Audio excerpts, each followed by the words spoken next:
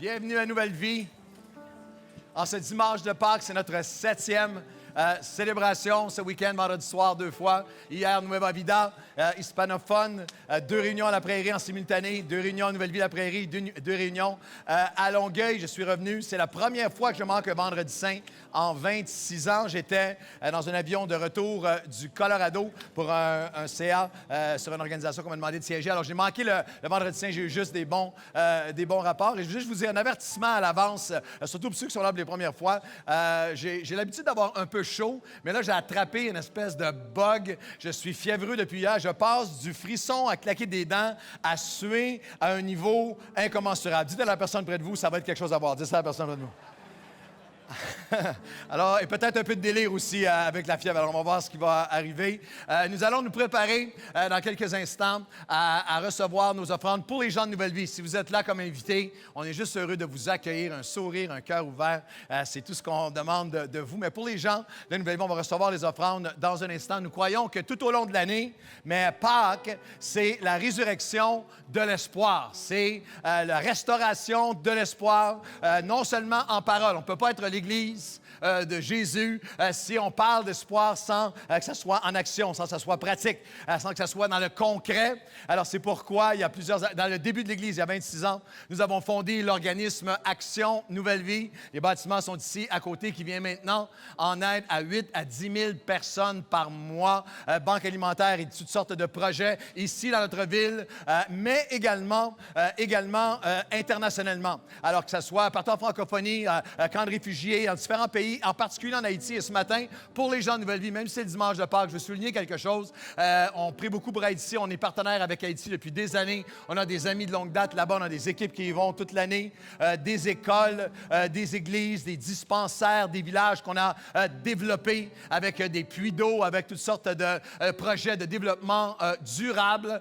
Et il se passe des choses très difficiles en Haïti en ce moment. Il y a beaucoup de violences qui prennent place. Et nous avons une église qui est là depuis longtemps avec le pasteur Kangé Michelet, une école pour les enfants, église et dispensaire, mais il est dans Petit-Onville, à Port-au-Prince, dans le bas de Delmar, pas Petit-Onville, Delmar, en bas de Delmar, sur le bord de Cité Soleil, et c'est un des quartiers les plus violents et sans loi de notre hémisphère. Et depuis quelques semaines, il y a énormément de violence, et là, il y a des gangs qui ont mis le feu à des maisons. Il y a 5000 personnes dans un quartier qui ont perdu leur maison, et l'église du pasteur Kangé, qui a passé 20 ans à bâtir, a été brûlée jusqu'au sol. L'église est réduite à rien. On a envoyé des fonds cette semaine d'urgence, mais vous vous souviendrez que pendant le tremblement de terre, il y a une autre de nos églises qui, elle, est à Petit-Onville, avec le pasteur Wilson Charles, qui avait été fissurée. Et avec votre générosité, on a envoyé des équipes, on a envoyé des ingénieurs, architectes, gens de construction, et on a rebâti l'église encore plus grande. Moi, j'étais là-bas pour aller faire la dédicace. Alors, cette semaine, nous allons contacter Kangé. Et combien croient que c'est absolument, totalement Pâques qu'ensemble, on dise, pasteur Kangé, on va rebâtir l'église aussi dans le quartier d'Allemand. Est-ce qu'on peut ensemble dire c'est ça, l'église du Seigneur? On va aller. L'école et l'église vont être rebâties par nous tous. Alors, l'équipe va s'avancer pour les offrandes pour les gens de Nouvelle Vie. Pendant que nous allons recevoir ces offrandes, un court vidéo, quelques instants, avec quelques images de ce qui prend place, pas seulement à Pâques, mais 365 jours par année, en action, ensemble. Je cède la parole à Mme la députée de Taillon. Merci, Mme la présidente. L'organisme Action Nouvelle Vie prend soin des personnes vulnérables à Longueuil depuis 25 ans. Je souligne la présence de Mme Suzanne Fournier dans nos tribunes. Avec le soutien de partenaires solides, Action Nouvelle Vie offre aide alimentaire et vestimentaire, soutien à l'éducation, réinsertion sociale et logement à de jeunes adultes afin de prévenir la délinquance, l'itinérance et l'exploitation sexuelle. Son implication sociale est concrète.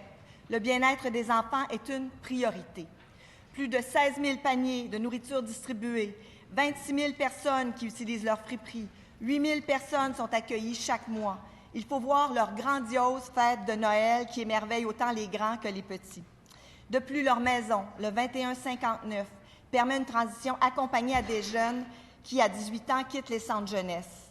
Leurs valeurs, responsabilité sociale, dignité et excellence. Au nom de Taillon, Je veux remercier Action Nouvelle Vie, sa directrice Suzanne Fournier, pour leur engagement indéfectible et aussi parce que leur adresse est celle de l'espoir pour des milliers de mes concitoyens depuis 25 ans.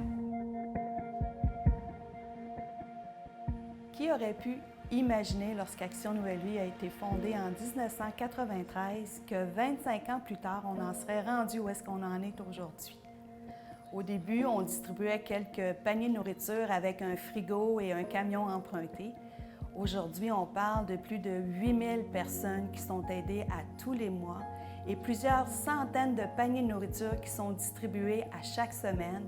On parle d'une flotte de camions avec un immense camion réfrigéré, un immense frigo, un congélateur et même de l'espace pour notre non périssable.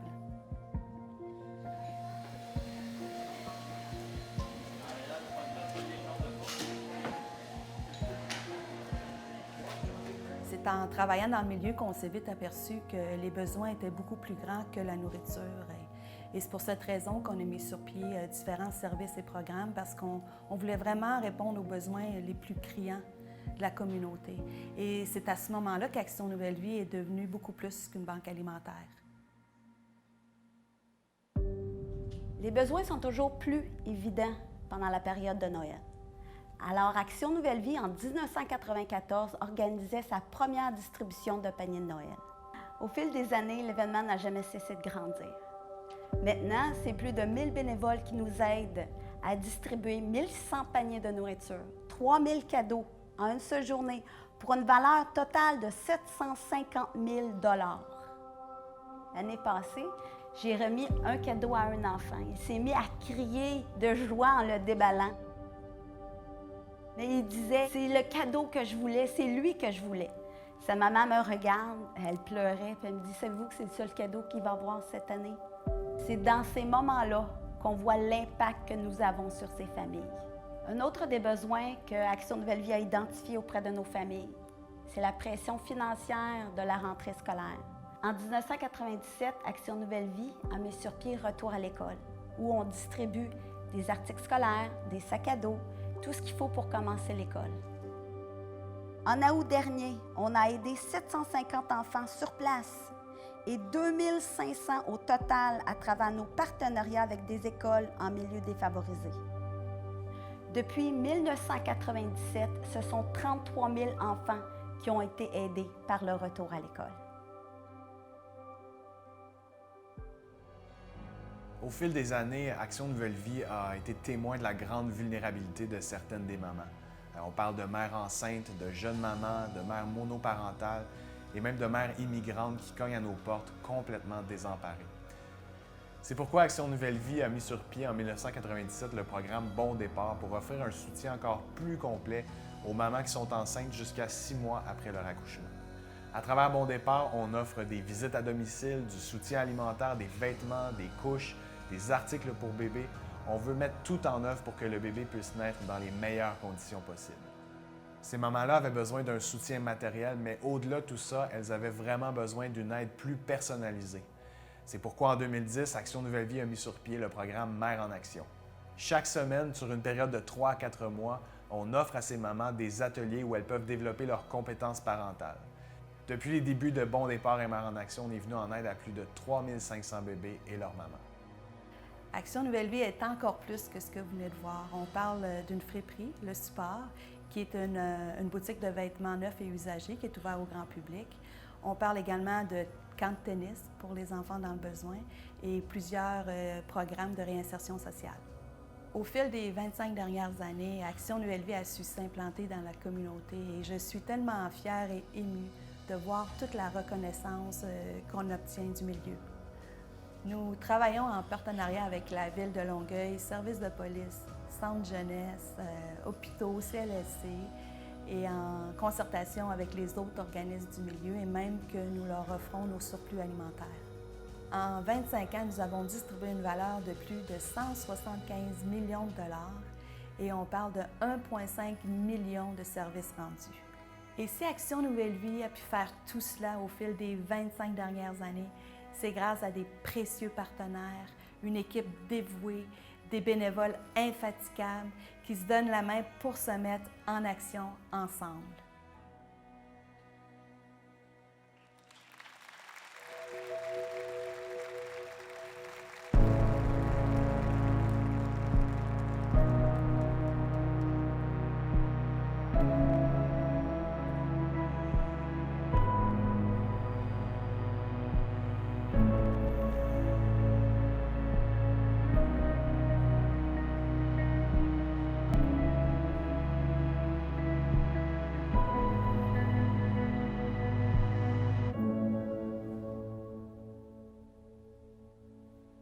Joyeuse Pâques à tous. Nous vous souhaitons la bienvenue en ce dimanche de Pâques, ici à Nouvelle Vie Longueuil, une toute nouvelle série de messages qui commence ce matin, qui va continuer la semaine prochaine, avril, mais pendant tout le mois de mai et le mois de juin, intitulé « Les 4 promesses de la résurrection ». Bienvenue à vous. Ici, c'est tout un week-end pour nous, cette célébration. Et entre 7500 et 8000 personnes ont franchi les portes de Nouvelle Vie pendant ce week-end de Pâques.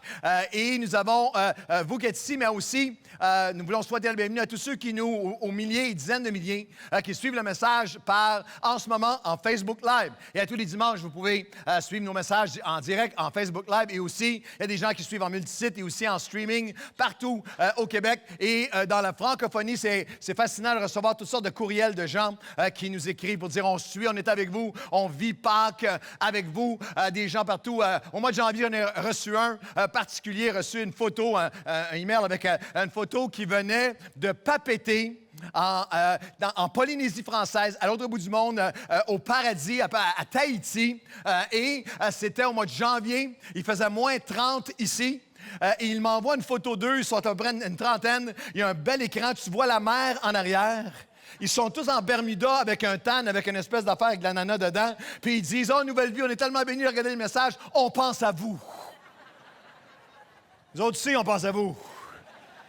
Et il y a toutes sortes de gens que je veux saluer ce matin qui suivent aussi. On a une pensée pour eux. Il y a des militaires qui, à différents endroits, québécois, canadiens, à différents endroits du monde, que leur famille est ici à Nouvelle Vie et qui suivent les messages. Un en particulier que je veux saluer ce matin qui est à Bagdad dans des conditions extrêmement dangereuses. Je le salue ce matin. Et également saluer tous ceux qui sont... Il y a des gens qui suivent les messages dans des détenus hommes et femmes, avec des aumôniers avec lesquels nous collaborons. Il y a de plus en plus d'aumôniers qui téléchargent les messages et en font des groupes avec différents détenus hommes et femmes. C'est pas facile de passer Pâques derrière les murs avec leur famille à l'extérieur. Alors ce matin, on a une pensée pour eux. Alors tout le monde ici à Longueuil, est-ce qu'on peut leur souhaiter la bienvenue? Est-ce qu'on peut pousser un cri pour tous ceux qui nous suivent?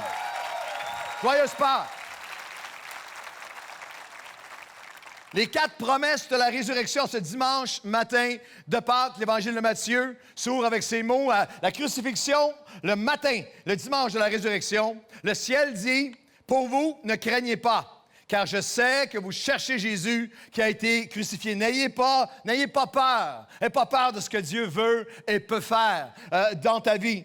Vous cherchez Jésus qui a été crucifié. Il est plus que crucifié. Il n'est pas dans le tombeau. Il est ressuscité. Comme il l'avait dit, venez, entrez et voyez. Allez promptement dire à ses disciples qu'il est ressuscité des morts. La pierre n'a pas été roulée pour laisser Jésus sortir du tombeau. La pierre a été roulée afin que nous puissions, chacun d'entre nous, entrer dans la résurrection, vivre, expérimenter la résurrection. La résurrection n'est pas un événement du passé, ce n'est pas un événement d'un dimanche seulement. C'est une dynamique, c'est un appel de Dieu à ce que chacun d'entre nous puissions entrer dans la résurrection. J'ai eu le bonheur d'aller plusieurs fois en Israël et d'aller visiter le tombeau. Il y a des sites en Israël qu'on n'est pas trop certain de la véracité. Celui-là est assez avéré au niveau du tombeau vide. Et je me souviens lorsque c'est assez... tu entres une personne à la fois et Et le guide qui était là a dit, vous savez, il y a depuis 2000 ans des millions et millions de personnes qui entrent dans la résurrection, proclament la résurrection, mais le tombeau, on y entre une personne à la fois. En ce dimanche matin de Pâques, il y a 1 milliard de chrétiens catholiques sur la terre, mais il y a aussi 700, 800 millions de chrétiens évangéliques qui ont expérimenté d'entrer dans la résurrection. C'est quelque chose qui est réel, c'est quelque chose qui est vivant. Et notre série s'appelle « Les 4 promesses de la résurrection » parce que la résurrection active les promesses de Dieu. Active les promesses de Dieu. Le psalmiste a dit de cette façon, il a écrit un chant qu'on chante encore aujourd'hui qui dit « Je célèbre ton nom à cause de ta bonté et de ta fidélité, car ta renommée s'est accrue. » La renommée de Jésus s'est accrue par l'accomplissement de tes promesses. Pensez-y un instant, un groupe d'hommes et de femmes apeurés il y a 2000 ans, avec 3 empires pour les écraser, et tous les efforts qui ont été mis à essayer de faire disparaître le christianisme de la terre au fil des siècles. Et pourtant, aujourd'hui, encore, le christianisme est le mouvement religieux qui grandit le plus vite au monde. Pourquoi? Très simple, parce que la renommée de Dieu s'accroît par l'accomplissement de ses promesses, que le Christ ressuscité répond encore aujourd'hui, il est vivant, il répond, il fait une différence dans la vie d'hommes et de femmes. Et le psalmiste raconte son témoignage qui pourrait être le tien et le mien, plusieurs d'entre nous en ce jour de Pâques. Il dit, le jour où je t'ai invoqué, tu m'as exaucé, tu m'as rassuré et tu as fortifié mon âme. Le jour où, combien d'entre vous ici ce matin, c'est quelque chose qui est réel pour vous? Il y a eu un jour, il y a eu un moment où vous avez ouvert votre vie à la résurrection et vous l'avez invoqué et il est venu et il vous a consolé et il vous a fortifié et il continue à le faire. C'est votre témoignage de résurrection ce matin, ce dimanche de Pâques. Souriez à la personne près de vous avec du chocolat sur vos dents et souriez à la personne près de vous et dites-lui, c'est mon histoire. Dites ça à la personne près de vous, c'est mon histoire. Et maintenant, dites à l'autre personne de l'autre côté, votre deuxième choix, la personne que vous ignorez depuis le début de la réunion, et dites-lui, ça pourrait être la tienne aussi. Il y a un jour, il y a un moment, ça peut être aujourd'hui. 7 Pâques 2019 peut être le jour où tu as invoqué. Et il va t'exaucer, te rassurer et fortifier ton âme et littéralement te permettre d'entrer dans la résurrection. Pourquoi pouvons-nous parler d'entrer dans la résurrection? L'apôtre Paul l'a décrit de cette façon. Il dit, si le même esprit qui a ressuscité Christ d'entre les morts habite en vous, de la même façon, celui qui a ressuscité Christ d'entre les morts vous rendra la vie par son esprit. C'est l'expérience chrétienne. La relation chrétienne, l'expérience chrétienne, c'est que le même esprit qui a ressuscité Christ d'entre les morts redonne la vie à tout ce qui a pu s'éteindre en nous. Redonne la vie à tout ce qui a pu mourir. Nous redonne la vie, l'abondance de vie à chaque personne qui s'ouvre.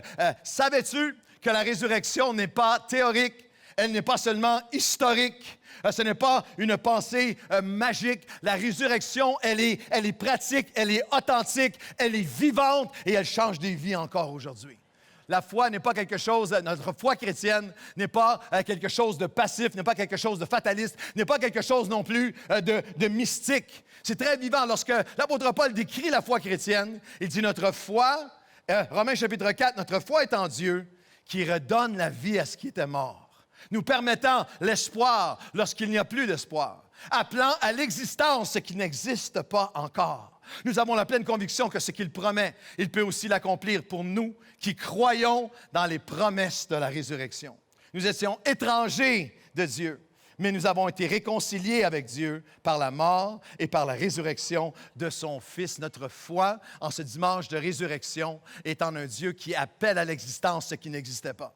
Qui ramène, qui donne l'espoir là où il n'y avait plus d'espoir. La résurrection, littéralement, peut redonner vie à ce qui était mort et prendre des hommes et des femmes qui étaient étrangers, qui étaient éloignés, distants de Dieu. Et à travers le sacrifice de Jésus, sa mort, sa résurrection, nous réconcilie avec Dieu et nous permet d'entrer littéralement dans la résurrection. Quel que soit ce que tu penses qui est mort en toi, quel que soit ce que tu penses qui est sec, qui est aride, qui est stérile en toi, qui est sans vie, qui n'est pas récupérable, qui n'est pas ramenable, qui n'est pas ressuscitable, l'esprit de la résurrection.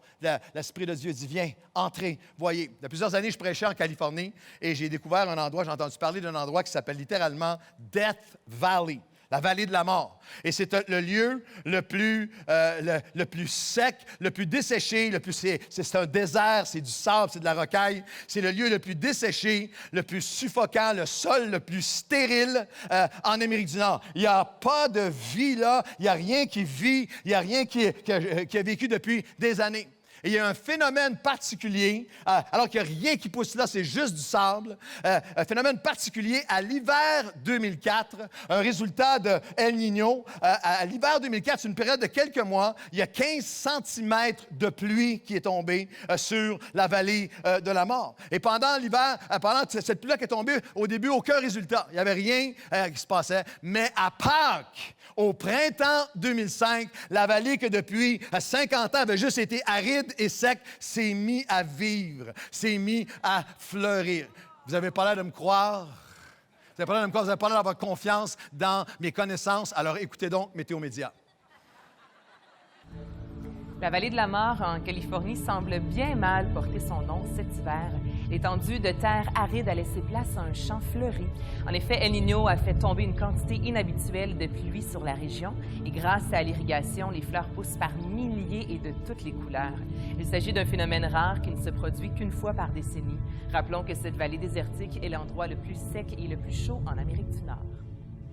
Alors qu'on pensait que c'était mort avait juste besoin d'être alimenté, d'être arrosé, d'être abreuvé, je veux dire à quelqu'un qui a besoin de l'entendre ce matin, ton rêve n'est pas mort, ta vision n'est pas morte, ton futur n'est pas mort, ta joie n'est pas morte, ta paix n'est pas morte. Tu peux entrer avec nous dans la résurrection. Quelqu'un devrait dire oui. Nous appelons notre série, pourquoi le titre « Les 4 promesses de la résurrection ». Nous allons regarder ensemble, et on pourrait l'appeler cette série aussi, les 4 coupes de la résurrection. Le psalmiste a dit, « J'élèverai les coupes de sa vie » ou de son salut, de l'abondance de vie qu'il a promis pour nous et de ses promesses. Je vais élever des coupes. Et vous savez que à la Pâque, lorsque Jésus a célébré la Pâque, avant la crucifixion et la résurrection, et on le commémore encore aujourd'hui, il a pris de même une coupe. Et après le souper, il la leur donna en disant, « Cette coupe est la nouvelle alliance en mon sang qui est offerte pour nous. » La Pâque juive de 3500 ans à aujourd'hui, de 1500 ans avant Jésus-Christ à aujourd'hui, et partout à travers le monde, aujourd'hui, ceux qui célèbrent encore la Pâque juive, il y a ce moment, c'est un repas où il y a 4 coupes. Il va y avoir 4 coupes qui sont là pour commémorer. Lorsqu'on pense aux promesses de Dieu dans la Bible, les 4 coupes représentent 4 promesses de Dieu. Il y a plus de 2000 promesses de Dieu activées par la résurrection. Il y a plus de 2000 promesses de Dieu pour chacun d'entre nous. Pendant le mois d'avril, le mois de mai, le mois de juin, on va explorer, découvrir ensemble les promesses de Dieu pour nous, vivantes aujourd'hui. Mais ces 2000 promesses de Dieu sont capsulées dans 4 grandes promesses. Dans un texte de Exode, chapitre 6, qui est lu à toutes les Pâques, partout à travers le monde, ici au Québec, partout à travers le monde. Lorsque les Juifs célèbrent la Pâque, ils vont lire ce texte qu'on va vous lire ce matin comme départ. De Exode, chapitre 6, où Dieu fait 4 « je ferai ».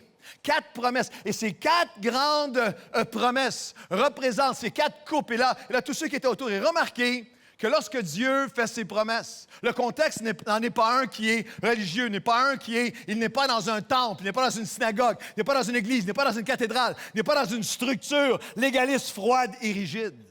Non, il est à une table de communion, une table où on partage ensemble, une table où on boit et on partage et on mange ensemble. La résurrection n'est pas quelque chose qu'on vit le dimanche matin pendant un moment religieux ou quelque chose qui est juste retransmis comme une tradition. C'est Dieu littéralement qui dit « Je veux venir avec mes promesses dans ta maison, là où tu vis. Je veux que ça soit personnel, je veux que ça soit relationnel, je veux que ça te rejoigne là où tu vis. » Et les 4 promesses sont représentées par ces 4 coupes de la résurrection. Et on va lire ensemble notre texte dans Exode chapitre 6. Pensez-y. Depuis 3500 ans, à chaque fois que la Pâque est célébrée, on lit ce texte d'Exode 6, 6 et 7, où Dieu dit, c'est pourquoi je dis à tous les enfants d'Israël, je suis l'Éternel, je vous libérerai des fardeaux dont vous chargent les oppresseurs.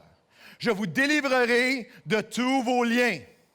Je vous ferai connaître votre destinée en moi. Par mon bras puissant tendu vers vous. Je vais vous faire connaître votre destinée en moi par mon bras puissant tendu vers vous. Et je vous prendrai pour mon peuple et je vous ferai entrer et posséder le pays de la promesse. Après, c'est historique, après que le peuple d'Israël a été en captivité pendant des décennies, pendant 8 générations ont été en captivité. Dieu arrive et remarquez que le peuple à ce moment-là s'était éloigné de Dieu, avait tourné son dos à Dieu, avait refusé tout ce qui était de Dieu, avait ignoré Dieu, mais sa promesse, sa main étendue sur le chemin de la vie. Nous avons tous soif de plus. Plus de paix, plus de sens, plus d'amour, plus de relations authentiques et significatives, plus dans notre relation avec Dieu, plus dans nos relations les uns avec les autres, plus dans, oserais-je dire, plus de bonheur, plus d'accomplissement, plus d'apaisement. Plus dans ma relation et avec Dieu et avec les gens autour de moi. C'est le plan et le désir de Dieu depuis le début. Depuis les temps anciens, il fait ces 4 grandes promesses qu'on va découvrir ensemble à chaque dimanche. Et tous les messages vont être sur notre site. Alors, vous pouvez, le dimanche, si vous restez à la maison, vous pouvez les regarder en Facebook Live. Vous pouvez, à partir du lundi, mardi, les messages sont toujours en ligne gratuitement. Vous pouvez regarder le message en ligne, mais on aimerait que vous veniez le vivre avec nous. Je ne ferai pas le lever des mains, mais nous avons ici des visiteurs biannuels qui viennent à Pâques et à Noël. On aimerait vous revoir avant Noël. Alors, dans les prochaines semaines, pendant tout le mois de mai, la semaine prochaine, le 28, on commence, et pendant tout le mois de mai, et pendant tout le mois de juin, et si tu prenais un dimanche de temps en temps pour venir découvrir les promesses de Dieu pour toi, les promesses de Dieu pour chaque aspect de ta vie. Dites à la personne près de vous, il veut vraiment que tu viennes. Dites ça à la personne près de vous. 4 grandes promesses. Dieu dit, voici maintenant, et elles sont représentées par les 4 coupes. Les 4 coupes de la résurrection. Et dans le texte que nous venons de lire, Dieu dit, voici maintenant, j'ai 4 grandes promesses pour vous. J'ai une promesse de découverte. Je veux que tu boives la coupe de découverte, de découvrir qu'il y a plus pour toi. Le texte dit, je vais te libérer du joug de l'oppresseur, de ce que ta vie avait été jusqu'à maintenant. Je vais te libérer de ça. Il y a c'est une coupe de découverte. Mais je sais qu'il y a des obstacles sur ton chemin, des choses qui te retiennent. Alors, je vais t'offrir une coupe de délivrance. Je vais te libérer de tous les liens qui ont été mis sur toi, afin que tu puisses boire, découvrir de la coupe de ta destinée. Il y a quelque chose, il y a toute une œuvre de vie que seulement toi, tu peux accomplir. Il y a plus à la vie que se lever, travailler, prendre sa retraite. Il y a plus à la vie que travailler et avoir assez de sécurité pour bien finir.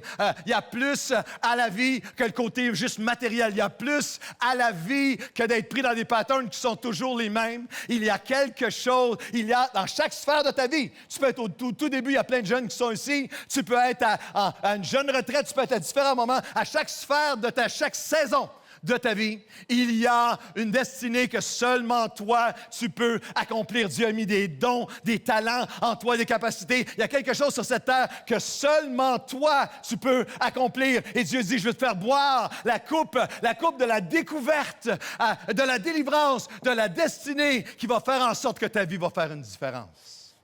Littéralement, c'est Dieu. C'est je découvre que Dieu a plus pour moi et qu'il désire me délivrer afin que je puisse accomplir ma destinée et faire une différence. J'ai travaillé super fort là-dessus. J'aimerais ça que vous fassiez quelque chose. Amen. Applaudir ou quelque chose de même. Je suis un peu épuisé mentalement. Les 4 grandes promesses de Dieu. La promesse de différence, parce qu'il y a une immensité. Je vous invite à venir le découvrir avec nous. Il y a un absolu, il y a une immensité de différence entre le religieux et la résurrection. Entre un religieux et boire la coupe de la résurrection dans chaque aspect de notre vie. La religion, le religieux, sous toutes ses formes, veut contrôler les gens. La résurrection libère, les gens veulent les rendre libres. La religion divise. La résurrection unit, rassemble. La religion juge, accuse. La résurrection pardonne et accepte. La religion déshumanise les êtres humains. La résurrection permet à chaque être humain de découvrir et d'accomplir la destinée de Dieu pour sa vie. La religion peut produire ce qu'il y a de plus laid et d'atroce dans l'être humain. La résurrection de Jésus peut te permettre d'entrer et d'être et de faire et d'accomplir ce qu'il y a de plus beau dans l'être humain par la puissance de la résurrection en toi.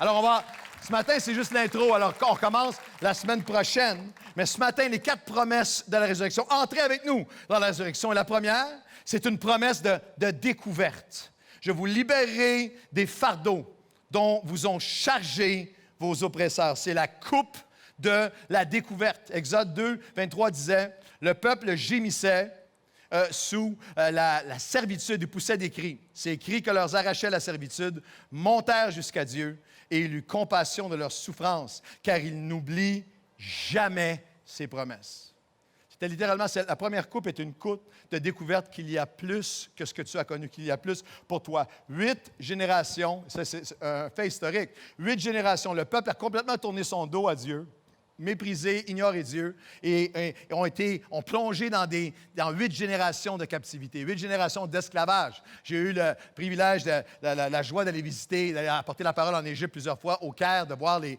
pyramides d'Égypte. Lorsque vous regardez ces merveilles, il faut que vous compreniez qu'il y a eu 8 générations d'esclaves qui les ont bâties, où des milliers et des millions mouraient alors qu'ils le faisaient. Il y avait une servitude et ils en étaient arrivés de génération en génération avec cette limite, avec cette vision que ma vie ne peut pas être autre chose que ça, que voici maintenant nos limites, voici maintenant ce à quoi nous sommes limités. Ça ne sera jamais autre chose, juste des fardeaux de plus, juste le même cycle, le même cercle vicieux, la même dynamique empoisonnée. Et la Bible nous dit que leur cri monta jusqu'au cœur, même si eux l'avaient méprisé, oublié, négligé et abandonné, leur cri, leur souffrance monta jusqu'au cœur de Dieu, qui eut compassion d'eux et qui dit, « Je vais étendre mon bras puissant envers vous, parce que encore aujourd'hui, j'entends votre cri. » Je veux dire à quelqu'un ce matin que Dieu entend le cri de ton cœur.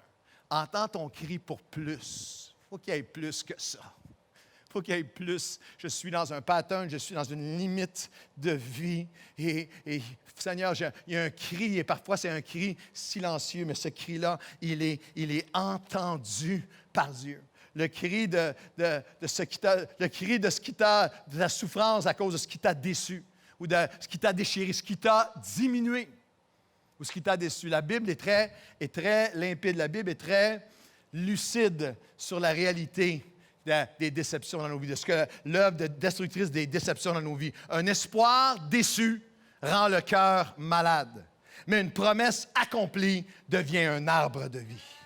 Et c'est littéralement le miroir de Dieu qui pose une question à chacun d'entre nous et qui dit, as-tu vécu des déceptions qui ont rendu le cœur malade?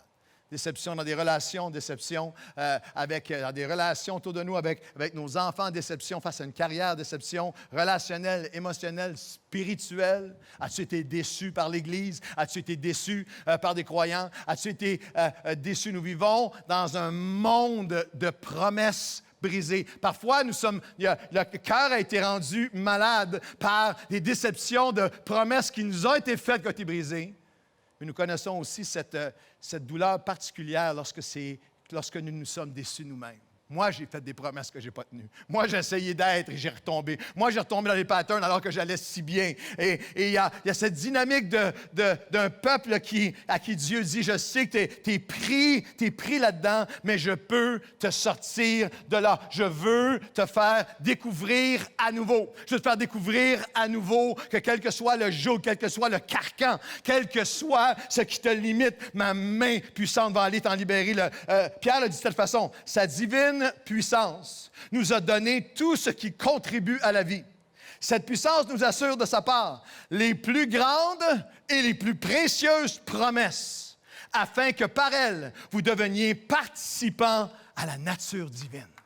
Littéralement, l'offre de la résurrection, c'est que quel que soit ce que tu as vécu, La tragédie que tu as vécue, le pattern que tu as vécu, la dépendance que tu as vécue, la peine, la déception que tu as vécue, ce que tu as traversé n'a pas à te définir, n'a pas à te limiter. L'offre du ciel, c'est pas que tu vas venir à l'Église quelques fois par année et tu fais un exercice religieux. C'est que tu peux entrer dans la résurrection et tu peux littéralement devenir participant à la nature divine, à une paix qui vient de Dieu, que rien sur cette terre ne peut égaler, à une joie, à une force, à une capacité que seulement Dieu peut donner de passer à travers n'importe quoi. Des centaines et des centaines de personnes dans ce lieu qui pourraient témoigner qu'il est arrivé un moment où est-ce qu'une épreuve, une tragédie, que tout ce qui se passait faisait en sorte que tu as le sentiment que c'est ça qui va être ma vie. Est-ce que ça va me définir? Je pense à un couple de notre Église qui est ici ce matin, Ben et Anne-Marie, 2 universitaires, 2 PhD, qui se sont mariés, une belle famille. Anne-Marie étudie et fait en recherche sur le cancer. Et Ben, deux docteurs qui, avec de belles carrières, ils aiment Dieu, ils marchent et ils servent dans l'Église, mais il y a quelque chose, il y a un nuage, il y a une espèce de joug sur la vie de Ben, parce que son papa est décédé d'un cancer, sa maman est décédée d'un cancer, lui et ses frères et sœurs ont dû être testés, est-ce qu'il y a un gène de cancer? Et au mois de janvier, un 1er janvier, ma famille, il y a des membres de notre famille qui sont ici. Ce matin, je me souviendrai toujours de ce jour de janvier où on était avec la famille et on a appris que ce jeune couple avait eu un diagnostic. Leur fils, Ruben, venait d'être diagnostiqué avec un cancer horrible, un cancer qui était terrifiant. Et toutes les peurs, tous les jougs de ce que ça va me définir. Je ne pourrai jamais me sortir de ça. C'est ça qui est mon présent, c'est ça qui va être mon avenir. On ne se sort pas de ça. Ça fondait sur Ben. Et je me souviens d'avoir été à l'hôpital avec son beau-père qui est un ami. Puis littéralement, on l'a pris dans nos bras. Mais à ce moment-là de leur vie, alors qu'ils avaient pourtant marché avec Dieu depuis plusieurs années, ils ont découvert que Dieu leur offrait la coupe de la découverte que j'ai encore plus pour toi. La nature divine de ma paix, de mes forces. Tu es capable de transcender. Tu peux passer à travers et la tempête va devenir un témoignage d'à quel point la résurrection transforme encore des vies aujourd'hui. Quel que soit ce que tu traverses, Dieu t'offre la coupe de la découverte qu'il a plus de sa résurrection pour toi. Écoutez, Ben et Anne-Marie, et entrez avec nous dans la puissance de la résurrection. En janvier 2012, il y a maintenant 5 ans, on a amené notre petit garçon à l'hôpital qui était simplement malade. Et il a été suivi pendant 1 semaine, 2 semaines, les médecins se posaient des questions, etc. Et au bout de 2 semaines, le diagnostic est tombé. Ils ont parlé d'un cancer au stade 4. Ils ont parlé de très peu de chances de survie. Et c'est comme ça qu'a démarré notre année 2012. On avait beaucoup de tristesse, de choc, d'incompréhension. Puis à ce moment-là, moi, j'étais enceinte de notre 2e enfant. J'avais 3 mois de grossesse. Donc, je m'étais dit, c'est sûr que je vais perdre le 2e enfant. Je ne serais pas capable de passer à travers la grossesse. Qu'est-ce qui va nous arriver? Pour moi, le potentiel de la résurrection, c'est un moment que je me rappellerai toute ma vie.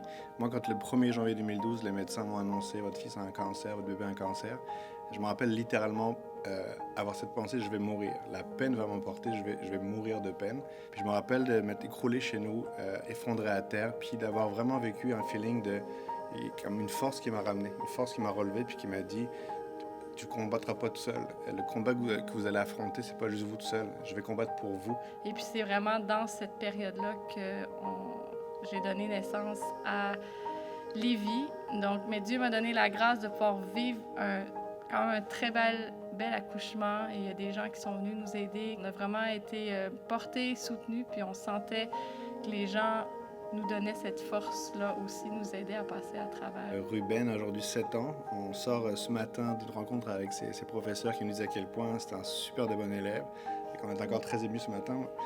Moi, j'ai retenu mes larmes ce matin quand le professeur parlait de Ruben. C'était vraiment très émouvant. On a Lévi qui est né pendant la tempête et qui est un petit garçon tempête, qui est un petit garçon plein de vie. Et on a un 3e petit garçon, Nathan, on n'arrive pas à faire des filles. On a un 3e petit garçon, Nathan, qui a 5 mois. Et il y a vraiment eu, avec le recul, on voit à quel point on a été porté dans toute cette tragédie. Qu'on peut applaudir ensemble la résurrection, la promesse de résurrection. Dieu dit, j'ai une coupe à boire pour toi, une promesse de découverte qu'il y a plus, mais je sais Je sais qu'il y a des choses qui te tiennent, des choses qui te lient, qu'il y a des choses qui t'empêchent d'aller accomplir. Alors, la promesse de la résurrection, c'est je vais te libérer du joug qui te tenait et je vais te délivrer. Je vais te libérer. C'est une promesse de lumière, puis c'est une promesse de liberté. Je vais te délivrer de tous tes liens, toutes tes dépendances, toutes tes prisons. Il y a des prisons, il y a des portes, il y a des cachots, il y a des barreaux, il y a des cellules qui sont physiques, puis il y en a qui sont émotionnelles, qui sont spirituelles, qui sont à l'intérieur, dans nos pensées, dans notre âme, dans notre confiance. Il y a des liens qui sont invisibles, qui nous tourmentent et qui tourmentent même les plus jeunes. J'étais saisi de lire la semaine dernière dans la presse qu'il y a une hausse fulgurante des comportements suicidaires chez les jeunes. Entre 2015 et 2018, au Québec, le nombre des jeunes qui ont été vus aux urgences de l'hôpital de Montréal pour enfants pour des gestes ou des idées suicidaires a augmenté de 55 en 3 ans. Ces données font écho à une tendance alarmante qui est aussi observée chez les jeunes Américains et que vient de documenter le médecin montréalais Brett Bernstein, Dr. Brett Bernstein, dans une étude qu'il co-signe ce mois-ci dans la revue JAMA Pediatrics. 3,7 personnes par jour s'enlèvent la vie. 80 d'entre eux ont moins que 25 ans. Une espèce de lien intérieur, de souffrance intérieure. Dieu dit, moi, je vais te faire découvrir que j'ai une destinée pour toi et je sais qu'il y a des choses qui t'en empêchent, il y a des tourments et je veux te libérer, je te délivrerai par ma main, par mon bras puissant.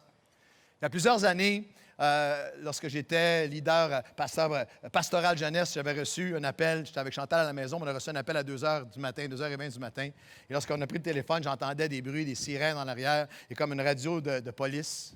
Et c'est un policier qui m'appelle, qui dit « Est-ce que vous êtes le pasteur Claude Hood? » Je dis « Oui. » C'est bon, il dit « On a une femme qui est ici, qui s'est barricadée en dessous d'un vieil immeuble. Elle est dans une soute en dessous d'un escalier.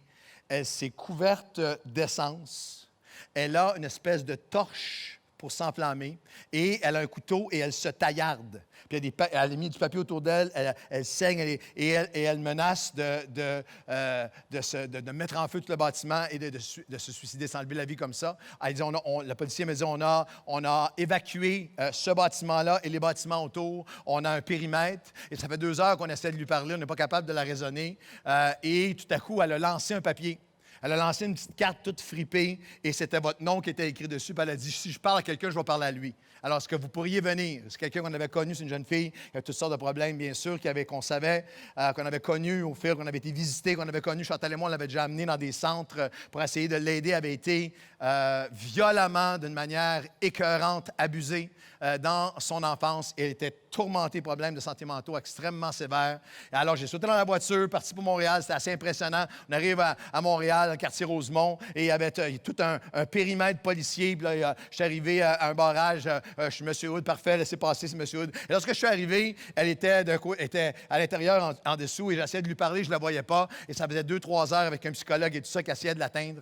Alors finalement, j'ai dit au policier, écoutez, on n'y arrivera pas comme ça, laissez-moi entrer, laissez-moi y aller, je vais y parler, puis ça va aller. Puis on dit, on ne peut pas faire ça pour votre sécurité, on est responsable de vous. Alors je dis, vous n'arriverez à rien. Alors après quelques minutes, le supérieur a dit, OK, on va le laisser s'approcher. Alors c'est très stressant. Mais on a mis une espèce de harnais sur moi avec une couverture pour essayer de me protéger s'il arrivait quelque chose. Puis on dit, écoute, vous avancez, puis ça a fait un geste avec le couteau, nous autres, on va vous tirer. Et je me suis approché, j'ai rentré dans le trou. Et lorsque je suis arrivé, je l'ai vu là. C'est comme le portrait de la souffrance.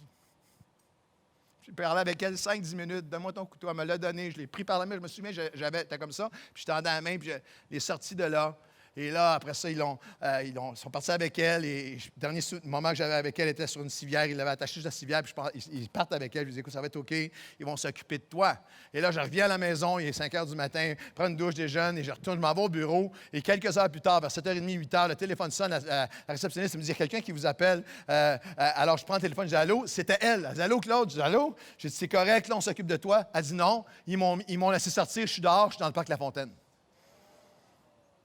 Et j'avais été saisi par à quel point la main humaine est limitée dans ce qu'elle peut offrir. Puis moi-même aussi, lorsque je tendais ma main à cette fille-là, j'étais tellement conscient d'à quel point je suis limité dans ce que moi, je peux faire. Puis à quel point on est limité nous-mêmes dans les combats, puis les choses de libérer d'autres ou de se libérer nous-mêmes. Et c'est ça, la résurrection. C'est Dieu qui dit, je veux te faire découvrir que ce que ta main à toi ne peut pas faire, mon bras puissant s'étend vers toi et est capable d'amener une mesure de libération dans ta vie que rien ni personne ne peut faire. Vous pouvez applaudir avec moi.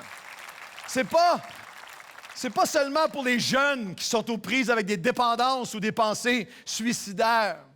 Nous avons tous besoin de cette promesse. On a tous des sphères, des zones d'ombre, des choses qui nous tiennent, des choses qu'on n'est pas capable de secouer, qu'on n'est pas capable de se libérer, qui nous empêchent de nous emparer. Et on le sait. Et on ne sait pas toujours la source, mais on sait ce que... cette semaine, j'étais on m'a invité à aller sur le CA international de World Challenge qui a été fondé par David Wilkerson, une organisation qui combat la pauvreté dans plus de 30 pays du monde. C'était au Colorado. Et je suis allé là-bas et il y a un grand CA qui est là. C'était un honneur pour moi de siéger sur ce CA. Il y a le président du CA s'appelle Barry Maguire et c'est un homme d'affaires chrétien. Et tous ceux d'entre vous, les messieurs et dames, si vous allez au Canadian Tire, il est président de Maguire Car Care Products. C'est des cires et des produits pour automobiles qui sont vendus dans plus de 30 pays du monde, un chiffre d'affaires de plusieurs centaines de millions par année. Et Barry Maguire est rendu à peu près à 75 ans. C'est un ami de David Wilkerson, c'est un chrétien.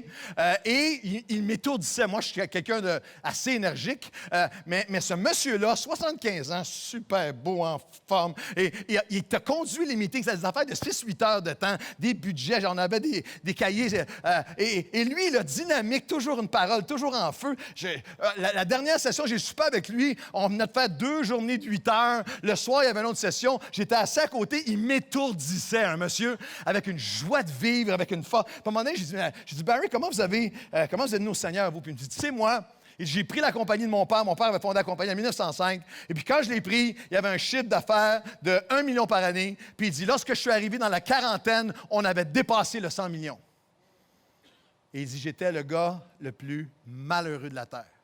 J'étais obsédé par la mort. J'avais peur de la mort.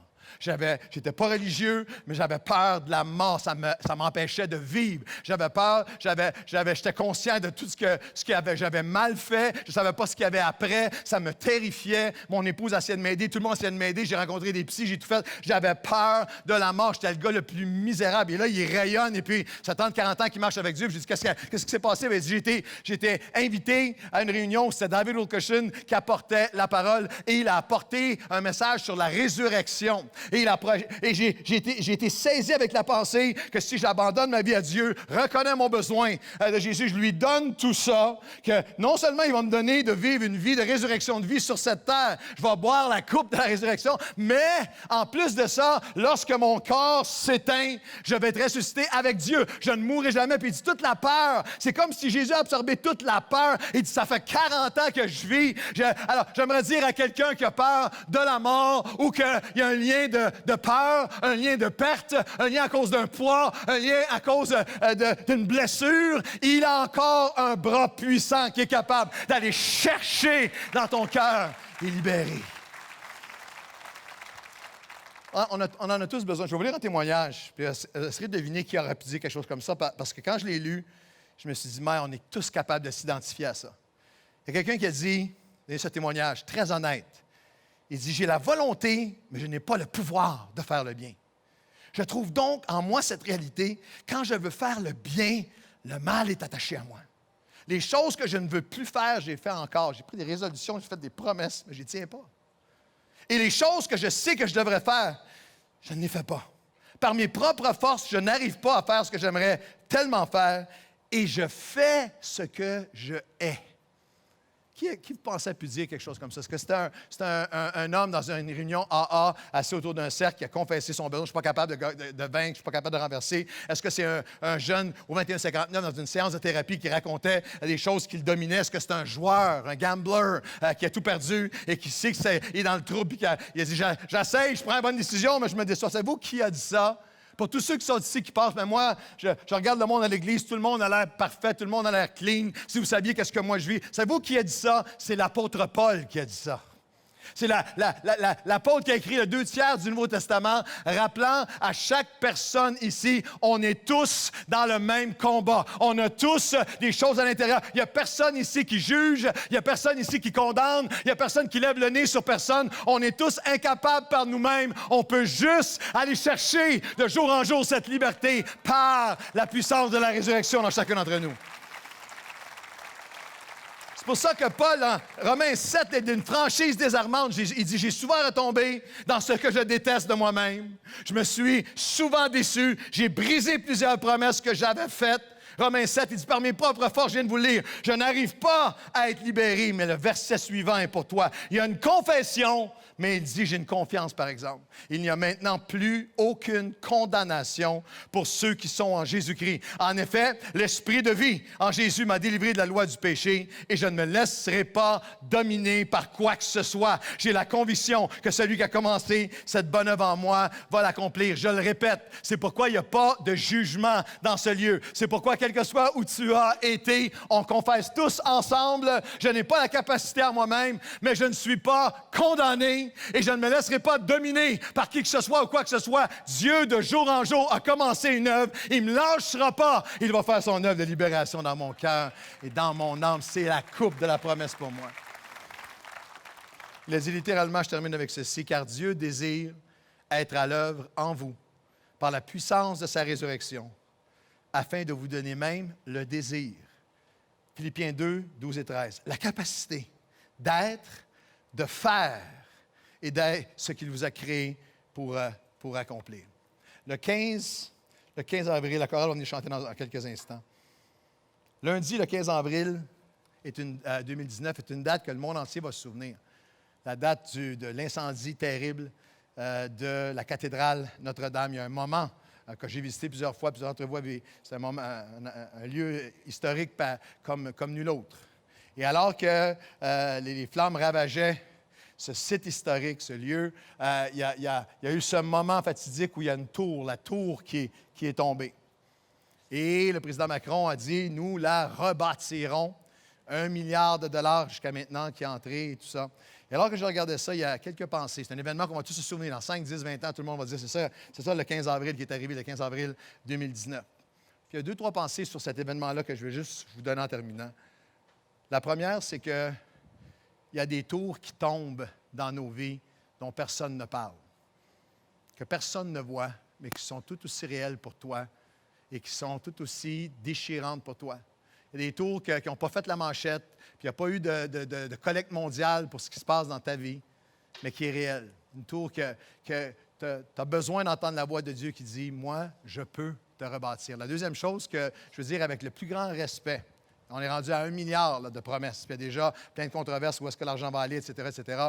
Et moi, je suis tout en faveur de restaurer la cathédrale et le passé, tout le témoignage historique, etc., etc., etc., etc. Mais je veux juste dire, avec le plus grand des respects, la cathédrale ne changeait pas des vies avant, puis elle n'en changera pas après. Dire ceci, il n'y a aucune cathédrale, qu'elle soit catholique, évangélique, protestante, pentecôtiste ou n'importe quel autre iste, il n'y a aucune cathédrale qui change des vies. Et la troisième pensée, celle-ci. Parmi les milliardaires et les gouvernements qui ont envoyé de l'argent, il y a une famille de France qui a donné 100 millions.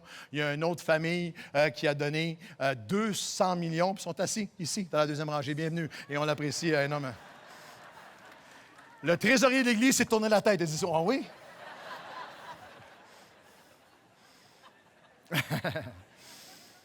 100 millions, 200 millions, hey, les milliardaires, les gouvernements, tout le monde se bouscule. Il n'y a personne, on apprécie la générosité de tous, mais il n'y a personne qui s'est appauvri et qui s'est rendu pauvre. Il n'y a personne qui va aller à la Banque alimentaire d'Action Nouvelle Vie la semaine prochaine parce qu'ils ont donné pour la cathédrale. Mais Pâques, c'est le Fils de Dieu qui s'est appauvri, qui s'est donné, qui s'est abandonné, qui s'est offert, qui s'est dépouillé afin de donner sa vie, afin que chacun d'entre vous puisse entendre sa voix qui dit, non seulement je veux que tu découvres, je veux te délivrer, mais je veux rebâtir ta vie dans chaque aspect. Ouais.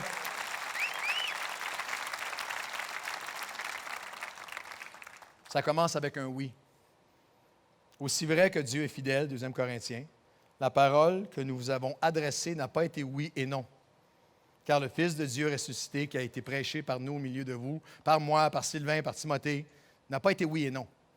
C'est pour tout ce qui concerne les promesses de... Car pour tout ce qui concerne les promesses de Dieu, c'est en lui que vous allez trouver le oui. C'est pourquoi l'Amen, l'accomplissement, est rendu possible par lui, mais il doit être prononcé par nous. L'apôtre Paul rappelle ici que Dieu ne violera jamais la conscience, la volonté de qui que ce soit. Il ne s'imposera jamais à qui que ce soit. Tout est possible en lui. Mais ça demande, c'est lui qui va... Le oui est accompli en lui, c'est lui qui le rend possible. C'est pourquoi l'accomplissement est rendu possible par lui, mais il doit être prononcé par nous.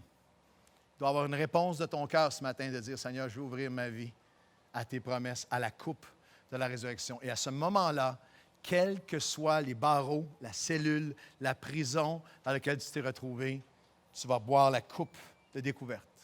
Il y a plus. Et tu vas boire la coupe de la délivrance. Ma main puissante va s'étendre. Au début de l'année, nous avons eu un témoignage ici, et c'était le 20 janvier, je ne sais pas si vous en souvenez, mais un dimanche, avec une tempête, il y avait comme 40 cm dehors, il est venu 1000 personnes sur 4000 ce dimanche matin-là. Mais on avait un invité, Yanis Gauthier, qui faisait une tournée avec des amis aumôniers, des pénitenciers du Québec. Il donne son témoignage parce qu'il a été en prison en France pendant des années, une vie d'horreur dès sa jeunesse, puis s'est retrouvé avec une longue sentence en cellule et ne voulait rien savoir, ni de Dieu, ni de... Mais son épouse, son épouse s'appelle Manu, et elle se tenait dans les promesses de la résurrection. Elle priait pour lui, le soutenait, le visitait, et il y a eu un moment où il a finalement dit oui. Il a finalement dit oui, son histoire est devenue, j'ai dit oui, et j'ai découvert que Dieu voulait me délivrer afin que je puisse accomplir ma destinée et que ma vie puisse faire une différence. Dans les derniers instants de cet avant-midi, alors que vous écoutez, pendant quelques instants, on va regarder un petit extrait de son témoignage qu'il a donné ici même, comme il l'a donné dans des prisons partout au Québec. Un témoignage de Yanis Gauthier. Vous pouvez ce matin dire oui à la résurrection. Mes parents m'ont abandonné. Toute ma vie, j'ai galéré, j'ai souffert. J'ai fait les poubelles pour manger. Manu, toi, tu viens me dire à moi que Dieu m'aime? J'ai dormi dans des trains, dans des bâtiments, dans des squats. J'ai vu mes amis mourir sous mes yeux, Manu. Et toi, tu viens me dire à moi que Dieu m'aime, Manu? Manu, quand j'étais enfant, que je dormais sur un bout de carton, dans une cave, après que ma belle-mère m'ait défoncé la tête à coups de poing, le seul être vivant, Manu, qui était là pour essuyer mes larmes, pour me donner de l'amour, de l'attention, de l'affection, c'est mon chien, Manu. Mon chien, il m'a aimé plus que l'homme. Alors ne me dis pas à moi que Dieu m'aime, parce que si Dieu m'avait aimé un seul instant, une seule seconde, il n'aurait jamais permis ça, jamais. J'étais insensible, j'étais complètement paumé, complètement détruit. Je ne pouvais pas imaginer que Dieu puisse aimer quelqu'un comme moi. Pourtant, un soir dans ma cellule, il va se passer quelque chose d'assez particulier. Je vais avoir un parloir avec Dieu. C'est comme si Dieu était présent. C'est comme si Dieu venait parler à mon cœur pour me dire, Yanis, mais quel est le jour où tu vas comprendre que je t'aime? Quel est le jour où tu vas comprendre que je t'aime? Toute la nuit, j'ai entendu ces paroles marteler mon cœur et ma conscience toute la nuit. Et le lendemain, j'avais parloir avec Manu. En entrant dans le parloir, c'est comme si un voile était ôté de mes yeux. Je regarde cette femme qui est à bout de force, cette femme qui est devenue la risée de toute sa famille, qui a été roulée dans la boue, dans la poussière à cause de mon attitude, cette femme qui a accepté de descendre de son bus à la maison d'arrêt de Bois d'Arcy, qui a accepté de porter cette honte, cette femme qui a accepté qu'on fouille les couches de ses bébés pour voir si elle n'y cachait pas de la drogue à l'intérieur lorsqu'elle me rendait visite, cette femme qui est là, je la regarde et je lui dis, Manu, est-ce que ton Jésus, il peut faire quelque chose pour un gars comme moi? Est-ce que ton Jésus, il peut faire quelque chose pour un pauvre pécheur comme moi? Est-ce qu'il le peut? Et là, elle se met à pleurer, m'ouvre son cœur et me partage son secret. Yanis, depuis le jour où tu as mis les pieds dans cette prison, j'ai levé la main vers Dieu. Depuis le jour où tu es incarcéré, je n'ai jamais cessé de prier pour que Dieu touche ton cœur. Et aujourd'hui, là, maintenant, Dieu vient d'entendre la voix de mes larmes et il vient d'exaucer mes prières.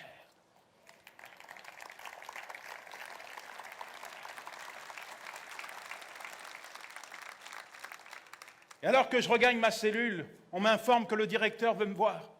C'est pas bon signe. Et effectivement, quand j'arrive à son bureau, il est en colère contre moi. Il est furax. Elle me dit, des gens comme vous, on les garde au chaud ici. Pourquoi vous me dites ça? Il me dit, ça fait 20 ans que je travaille en milieu carcéral et je dois dire que je n'ai jamais vu ça. Je lui dis, mais qu'est-ce qui se passe, monsieur? Et là, il me montre un fax. Il me dit, voilà, je viens de recevoir ce papier de la juge d'instruction. Je ne sais pas ce qui lui a pris, mais soudainement, elle a décidé de vous libérer provisoirement. Alors, faites votre pactage et rentrez chez vous.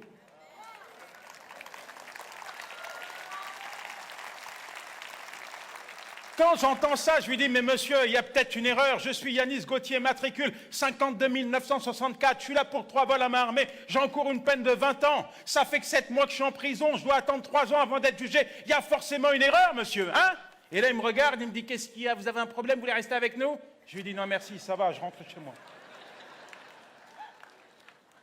J'arrive à la maison, je sonne. Manu, les enfants m'accueillent. Nous allons dans le salon, nous nous mettons sur les genoux, nous commençons à adorer, magnifier, exalter, glorifier Dieu pour ce miracle qui venait d'accomplir. Et là, tout à coup, Manu me dit, chérie, je serai toi, je prendrai la valise qui est là, parce que je pense que je vais mettre notre enfant au monde. Quelques heures plus tard, je coupais le cordon ombilical de mon petit bébé et je promettais au Seigneur Jésus de le suivre jusqu'à la fin de mes jours.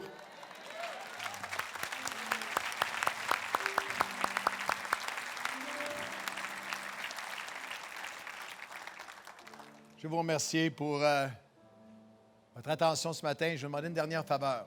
Si c'est possible à chacun, juste avant que le tourbillon de la vie nous reprenne, je peux juste arrêter un instant. Je peux demander à chacun juste de pencher la tête dans un moment, ce dimanche de Pâques, ce dimanche de la résurrection.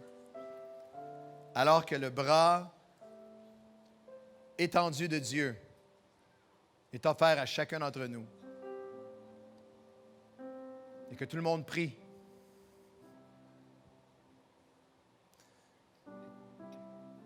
Depuis ce jour où je t'ai invoqué, tu m'as consolé, tu m'as fortifié, tu as restauré mon âme. Ce jour de Pâques 2019 peut être ton jour. Et je voudrais simplement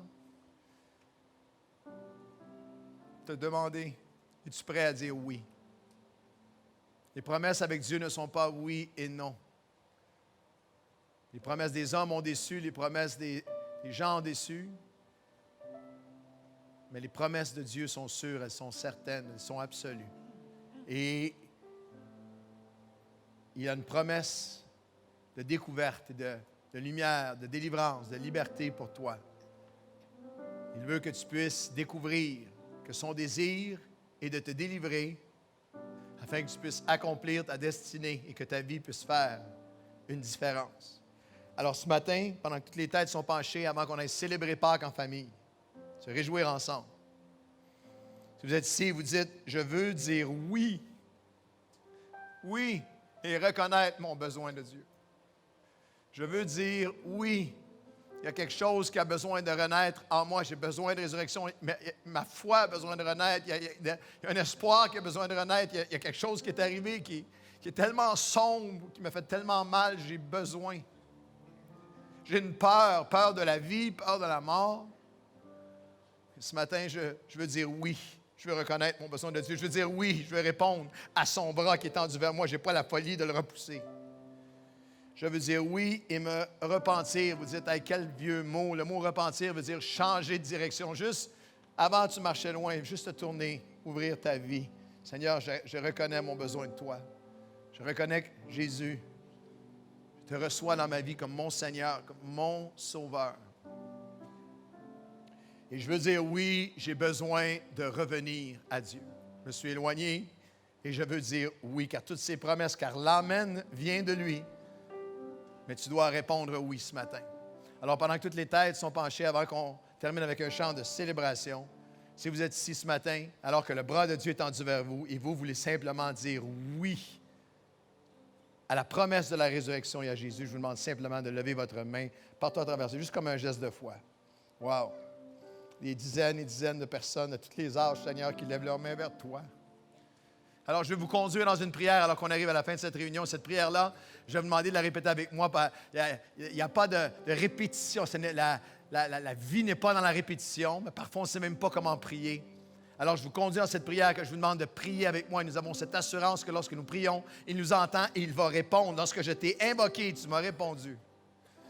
Alors, ce matin, toute l'Église va prier cette prière avec toi pour que tu saches qu'on est là avec toi dans ce moment le plus important de ta vie. Alors, est-ce qu'on peut prier ensemble, tout le monde, en disant, « Seigneur Jésus, je viens à toi. Je reviens à toi. Je t'accepte dans ma vie. J'ai besoin de résurrection. Je te demande pardon pour toutes mes fautes. Je t'accepte comme mon Seigneur et mon Sauveur. Viens me donner ta résurrection. Viens me libérer et viens me faire découvrir ce que tu as de préparé pour ma vie. Et Seigneur, maintenant, je te prie que ton esprit vienne témoigner à chaque cœur, chaque personne. Il n'y a pas de foule devant toi, juste des personnes, un à un, qui entrent dans la résurrection. Que ton esprit vienne témoigner à leur esprit que ce jour peut tout changer, qu'ils sont enfants de Dieu, que tu pardonnes, que tu, par la puissance de ta résurrection, viens enlever les peurs, viens enlever les tourments. Seigneur, que tu commences une œuvre de libération de toute dépendance, de tout lien, de toute captivité. Que tu ouvres les portes, Seigneur, que tu entends leur cœur et qu'aujourd'hui, ils entrent dans une dimension où leur vie va changer pour toujours. Et Seigneur, tu dis dans ta parole que chaque personne est tellement précieuse pour toi que s'il y a une seule personne qui avait répondu à cet appel ce matin, que tout le ciel se réjouit, éclate en ovation et en applaudissements lorsqu'il y a seulement une personne qui vient à toi. Alors ce matin, nous nous joignons aux anges du ciel pour célébrer le plus grand de tous les miracles, des dizaines et dizaines de personnes qui disent oui à Jésus, qui disent oui à toi. Alors nous célébrons et nous applaudissons le miracle de ta résurrection ce matin dans le nom de Jésus. Et tout le monde dit un dernier grand Amen. Hey, est-ce qu'on peut se lever une nouvelle vie et ovationner? Allez, ovationner la résurrection avec moi ce matin. Est-ce que je peux entendre une ovation montée vers Dieu?